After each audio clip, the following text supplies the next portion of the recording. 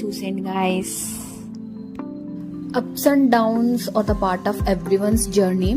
So మనకి ఇప్పుడు బాధ వచ్చిందని అలా బాధపడుతూనే ఉంటే మన లైఫ్ని మనం ఇంకా ఎంజాయ్ చేయలేము.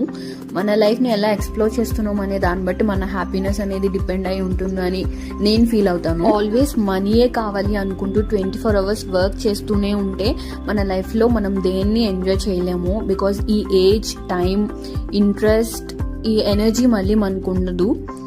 సో లైఫ్ని ఎప్పుడు ఎంజాయ్ చేయాలో అప్పుడే ఎంజాయ్ చేయాలి, లేదంటే తర్వాత మనం రిగ్రెట్ ఫీల్ అవుతాం. కాబట్టి మీరు కూడా డెఫినెట్లీ కొంత మనీ సేవ్ చేసి లైఫ్ని ఎంజాయ్ చేయడం నేర్చుకోండి.